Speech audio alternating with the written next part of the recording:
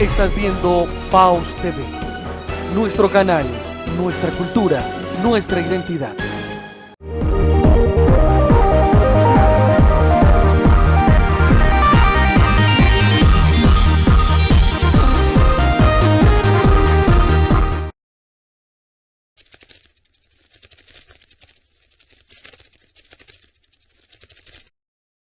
Los invitamos a seguir pendientes de la información de nuestro municipio visitando www.desdegranada.com. Sean todos bienvenidos a su programa Dosis Política. Hoy de nuevo cumpliendo nuestro compromiso de los martes en atender a este llamado de conversar, de discutir temas políticos, temas de interés general, para que conversemos y para que hablemos un poco. Hoy también tenemos la presencia, como cada 8 días, de Daniel. Daniel, buenas tardes. Claro que sí, Juan Diego, el saludo especial para todos los que se van conectando también a través de estos medios de comunicación que nos permiten llegar a ustedes una vez más de Dosis Política con otro tema relevante para la política actual y para la sociedad actual, Juan Diego. Así es, Daniel, y quiero empezar con nuestro tema de hoy. Y es que, Daniel, cuando empezamos nuestro programa de Dosis Política, tocamos un tema importante y es el uso de las redes sociales o de los medios de comunicación en la política, la influencia.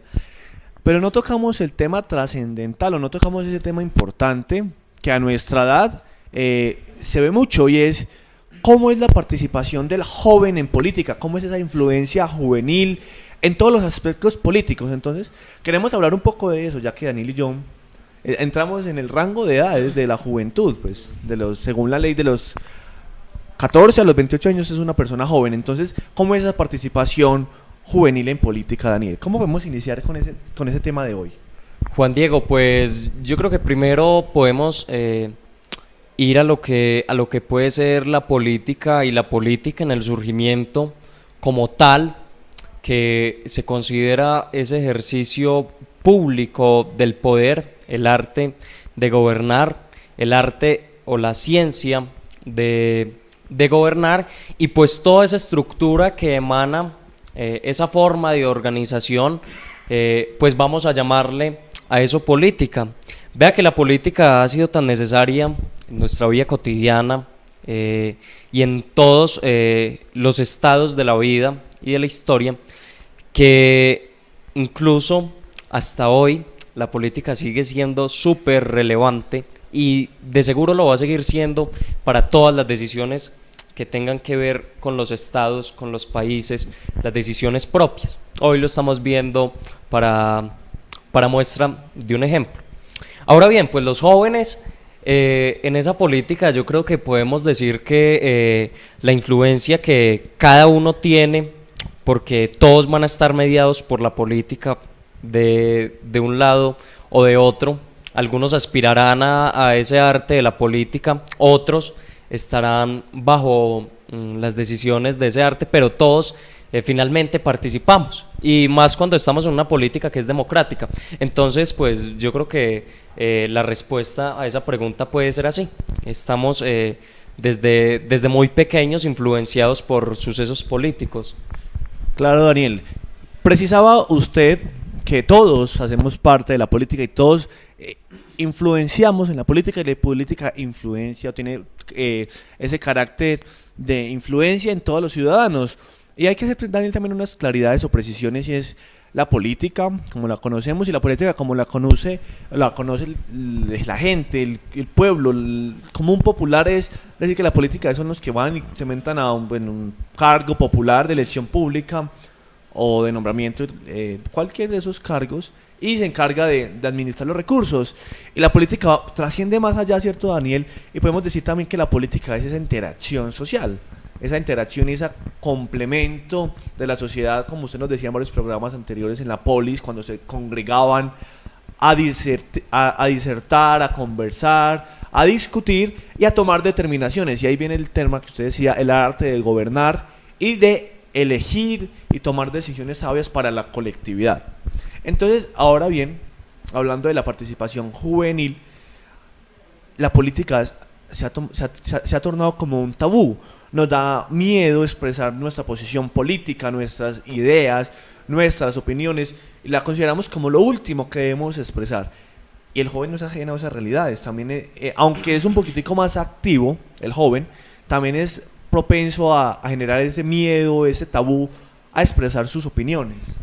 Juan Diego, y yo creo que también podemos hablar, y es que lastimosamente en los últimos años la política ha perdido credibilidad y se ha visto más como de forma pícara y suspicaz de esos que derrochan, que desfalcan, que han hecho una mala administración del poder. Entonces, en parte, pues, está la razón de no creer, pero no creer más bien en los gobernantes.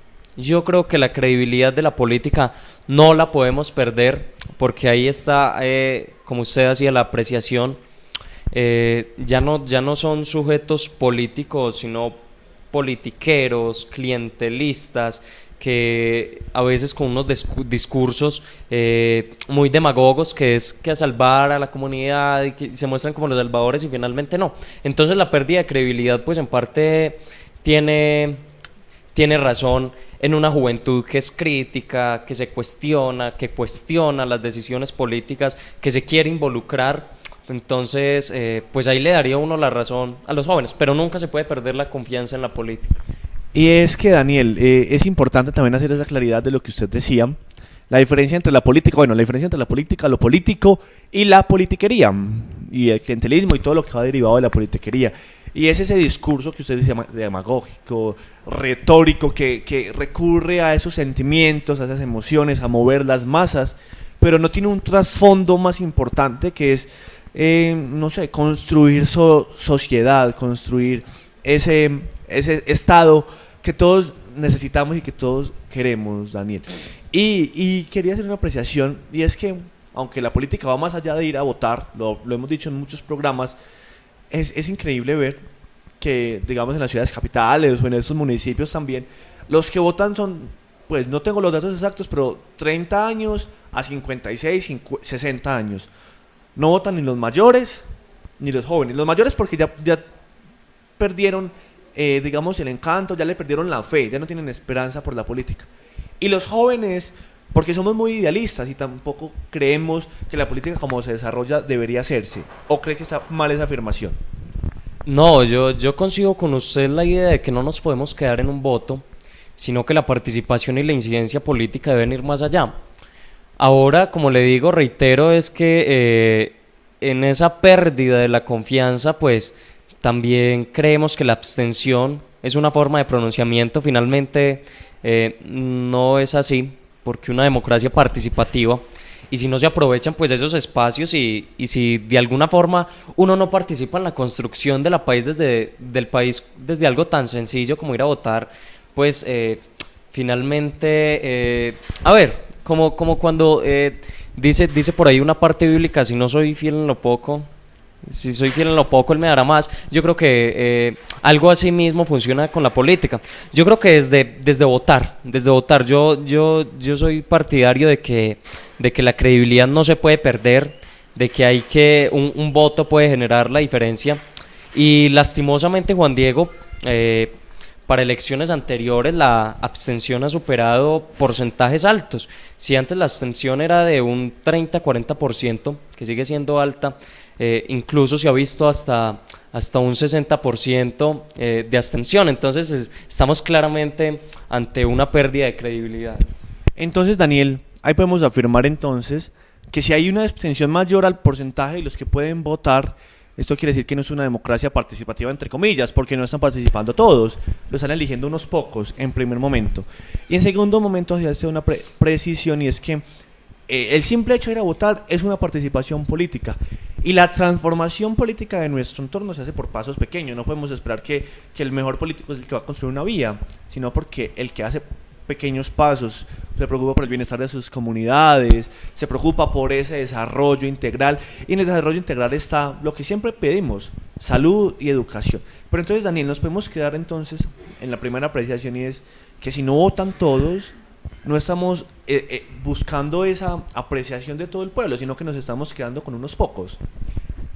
Pues Juan Diego, eso puede ser un arma de doble filo, vea. Yo creería que se da la oportunidad de participar, o sea, usted tiene la posibilidad de ir a votar. Si usted no quiere, pues ya es decisión propia. Entonces, pues no sería, en teoría no es que unos pocos elijan, pues sí, pero no porque esos pocos sí pudieron elegir y los otros no, sino que los otros no han querido. Y mirando de pronto los fines que va a tener el gobierno, yo creo que nos involucramos en la política mucho más de lo que pensamos. Por ejemplo, el gobierno interviniendo en el Estado y nosotros interviniendo en la economía. Las políticas económicas que el Estado tiene pues son formas de participación. El pago de impuestos, el pago de ciertos tributos pues son formas de participar. Yo, como digo, Juan Diego, que yo creo que es la apreciación muy personal, es que hay que participar en esas formas directas de participación, valga la redundancia, y pues influyendo en eso, pues de pronto el cambio se puede dar, aunque pueda sonar muy idealista. Y es que, Daniel, a veces nos tildan de idealistas o de personas que nos quedamos como en esa utopía de pensar más allá. Pero es que lo más importante del ser humano es el sueño, poder soñar, poder construir desde la mente para poder transformar.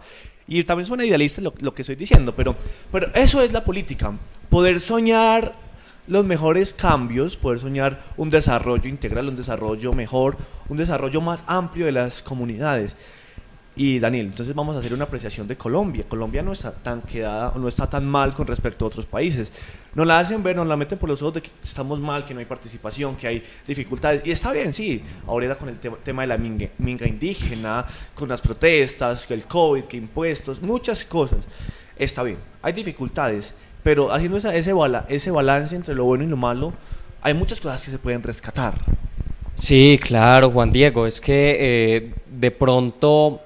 Pues bueno, vamos a considerar que Estado y política van estrechamente ligados. Entonces, el desarrollo del Estado como tal, si se pensaba en un Estado mínimo que no intervenía, en Colombia hace muchos años que se pasó a un Estado que se interviene, que es el Estado social. Incluso se le agrega que es Estado social de derecho.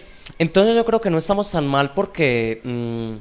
Cuando hablamos de Estado social, que se prima la dignidad humana, que usted puede vivir bien, sin humillaciones, cuando hablamos de un Estado de Derecho, que es un Estado que está legitimado bajo normas, pues eso quiere decir que no estamos tan mal, aunque a veces eso solo se queda escrito o se queda en el papel, pero fijémonos que los fines propios que tiene el Estado, los fines propios que tiene la economía colombiana van encaminados a eso. Van encaminados a un factor social y al factor legal. Entonces tampoco podemos decir que está mal. Y vea que se nos da la oportunidad de elegir a los gobernantes, se nos da la oportunidad de elegir a quién dirija y a quién administre esta gran finca, que estos son haciendas y fincas. Y entonces se le da la potestad a ese. Y pues ese que va a administrar es el que va a tener esos fines. Entonces no es que estemos tan mal, Juan Diego. Así es, Daniel, y así es una apreciación importantísima, y es esa diferenciación entre Estado de Derecho y Estado Social de Derecho. El Estado de Derecho, bien lo decía usted, es el Estado sometido a la norma, el Estado sometido a la ley o a esos ordenamiento jurídico. También el Estado Social de Derecho, aunque va ligado a la norma y hay una normatividad vigente que es aplicable a todos los ciudadanos, se centra primordialmente en el desarrollo del individuo, el desarrollo del ciudadano, el desarrollo social. Y decíamos, Daniel, en programas anteriores también, y es que el Estado, si bien no debe ser ese Estado paternalista que debe mantener a sus habitantes, que debe brindarles todo, sí debe ser un Estado que debe garantizar mínima seguridad, debe garantizar mínimos vitales, debe garantizar mínimas intervenciones de seguridad, salud, educación, vías, de todo. Entonces, Daniel, yo creo que las cosas sí se están haciendo bien, hay cambios, y como todo, a veces hay dificultades, como todo en la vida, pero sí, sí se está haciendo un cambio, sí se está viendo diferencias. Pues Juan Diego, claro, no, es que lo que usted decía es precisamente eso. Vea que los estados van a primar, tienen la oportunidad de económicamente, por ejemplo, de crecer, de mantenerse estables o de mantener el bienestar. Y por ejemplo, el caso colombiano, el Estado siempre ha optado por mantener el bienestar y la estabilidad, pues porque evidentemente no ha podido crecer. Pero vea que son esos fines los que le posibilitan a las personas el desarrollo de sus mínimos vitales. Ahora también el tema de la seguridad en todo el sentido, de la educación, son acercamientos que se hacen, que son de vital importancia para los estados, para los países y para las personas.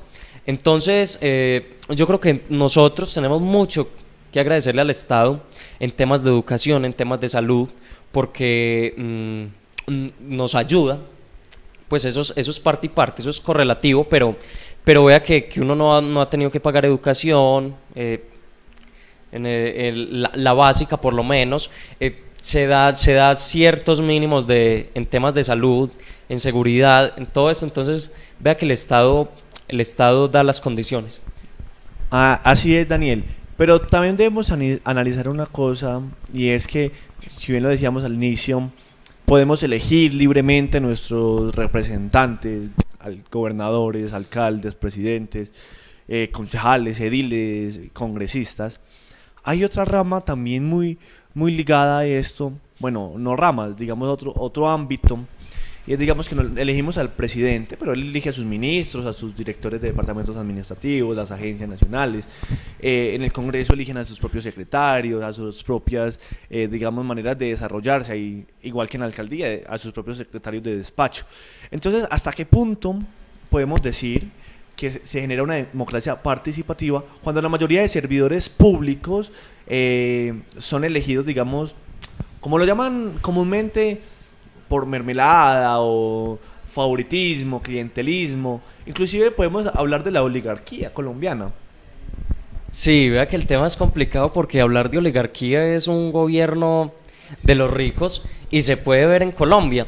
Ahora, con lo que usted dice de elegir los gabinetes o de elegir unos compañeros de trabajo, pues se le dota a los gobernantes de determinada autonomía para que trabajen con quien se sienta bien, pero vea que ellos tienen la obligación o cargan con el peso de que no son servidores privados, sino que son servidores públicos que le van a funcionar al público en esa determinada función, y pues van a ser esos brazos que van a tener los gobernantes para apoyarse en sus funciones públicas. Entonces, en ese sentido, pues decimos que es importante que ellos mismos decidan su trabajo y que lo que vayan a hacer lo hagan bien.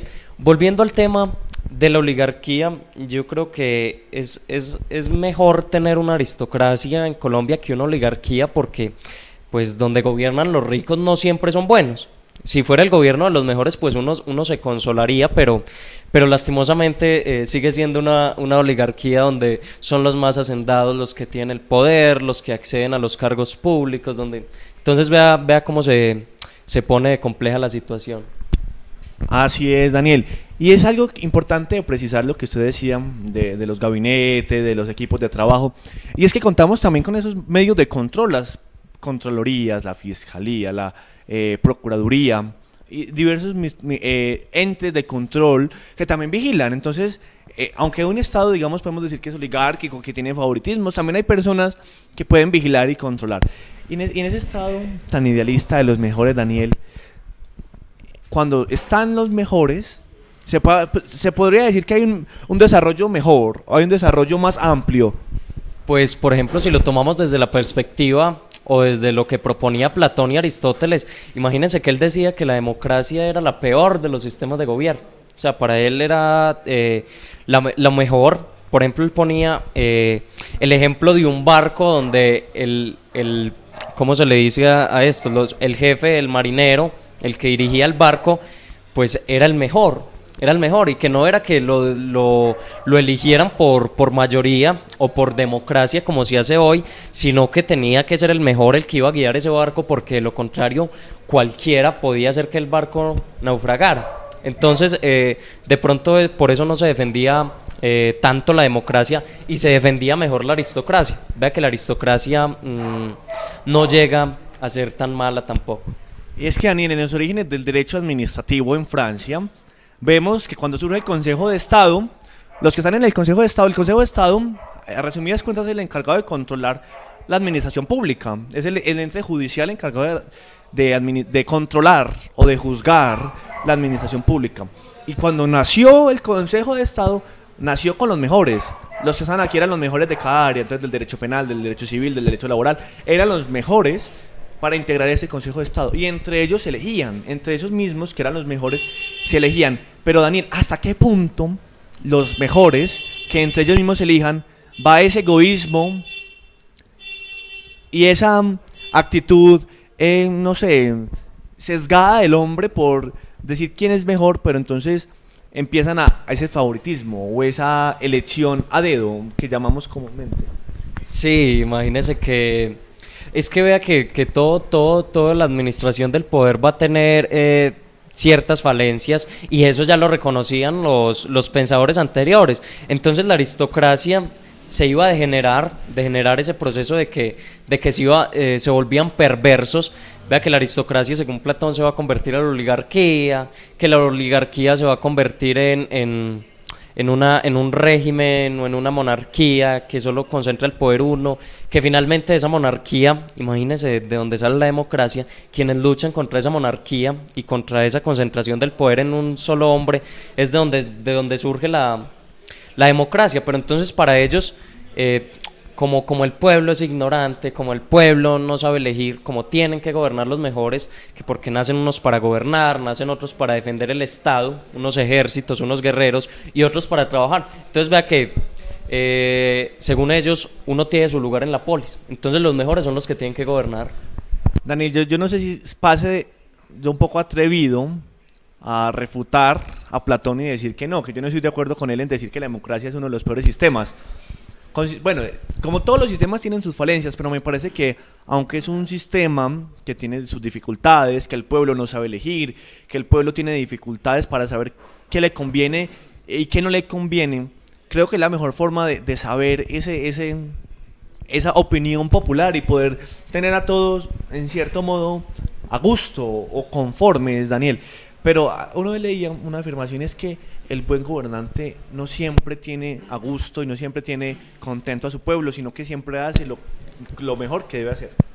Sí, yo le aconsejaría a Juan Diego que no refute a ninguno de esos señores, ni porque de pronto en el contexto de ellos, yo tampoco estaría de acuerdo en que solo gobernar una clase y en que se nace para gobernar. Yo estaría más de acuerdo en la democracia.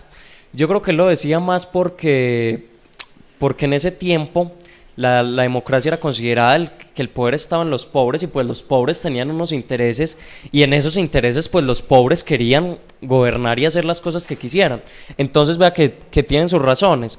Ahora pues la democracia ha cambiado de pronto la connotación, y lo vemos de esta forma más bonita donde todos participamos, pero vea que es cuestiones de contextos, aunque tampoco es que la teoría cambie mucho hoy. Hoy también la democracia es por masas y por gente que está marginada, porque vea que si vemos por qué protestan, porque hay necesidades, por qué protestan, porque hay pobreza, por qué se protesta, porque hay desempleo. Entonces vea que en cierto sentido pues eso es democracia. Eso era lo que quería decir más o menos Platón. Ni siquiera yo sé, Juan Diego, pero grandes rasgos es eso. No podemos saber a ciencia cierta lo que él decía, porque lo único que tenemos de él son libros y textos. No sabemos su pensamiento intrínseco y su manera de decirlo, porque el lenguaje no solamente se deriva a lo escrito o a lo oral, también tenemos muchas formas de lenguaje. Y para ilustrar todo lo que hemos venido hablando, Daniel, vamos a dar paso a un video que tenemos ahí en consola, para que lo apreciemos y luego conversemos otro ratico sobre él.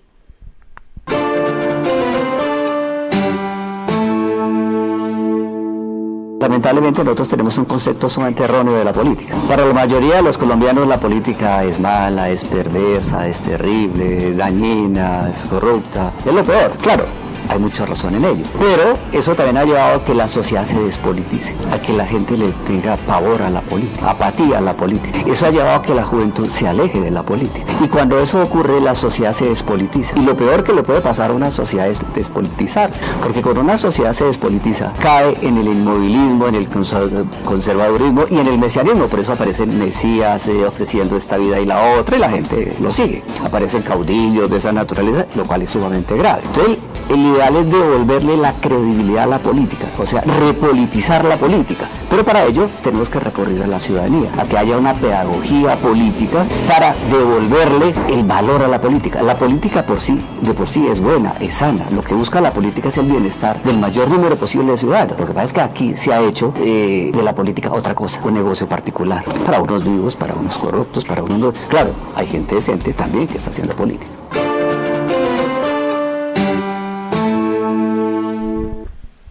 Bueno, yo creo que este personaje ilustra mucho lo que hemos estado diciendo, de esas figuras que hoy quieren ser salvadores, que hoy quieren ser ese Mesías, que vienen con sus discursos y con sus palabrerías a querer salvar el mundo y que en la realidad nada cambia. Entonces, yo creo que nos resume todo lo que hemos querido decir hoy. Hoy la influencia del joven en la política, tenemos que decir que es necesaria, que se involucre, que se incida, que se participe en los movimientos y todo esto, Juan Diego. Yo creo que la responsabilidad finalmente va a recaer sobre estas generaciones. Y es que, Dani, ya para concluir, es importante apreciar eso, que la responsabilidad y el compromiso recae sobre nosotros, y ya no sobre nosotros que ya estamos mayores, pues con respecto a otras generaciones, yo estoy diciendo que sea muy mayor, sino que el presente ya nos corresponde a nosotros, hacer huella y marcar camino diferente. Y el camino diferente es no pensar que la salvación de un país o la salvación de territorios se deriva a un candidato, a una persona, a una sola figura política, sino que el desarrollo político de Colombia y del mundo debe centrarse en esa construcción de una sociedad íntegra, una sociedad integral también, integral, y una sociedad que se preocupe por el desarrollo social, económico, político, académico y de todo, de las comunidades, no la figura política. Yo creo que Juan Diego, que con eso podemos ir cerrando. Yo creo que esa es la conclusión a la que podemos llegar. Hay que creer en las instituciones, hay que creer en la política y hay que de alguna forma seguir aportándole desde esos pequeños movimientos que hemos nombrado. Hay que salir a votar, hay que participar de los cargos en la medida en que nos sea posible, hay que influir y hay que aportarle, aunque sea desde las reflexiones y pensarnos la política. Yo creo que usted que nos está viendo se puede quedar con eso y esa es nuestra mayor conclusión el día de hoy. Así es, Daniel. Termino con lo que usted decía. Debemos apreciar y confiar en la institucionalidad, en las instituciones, no en el funcionario, sino en la institución. El punto final se lo pone usted. Muchas gracias por sintonizar Dosis Política. Nos vemos en nuestro próximo programa. Que esté bien. Estás viendo Paus TV, nuestro canal, nuestra cultura, nuestra identidad.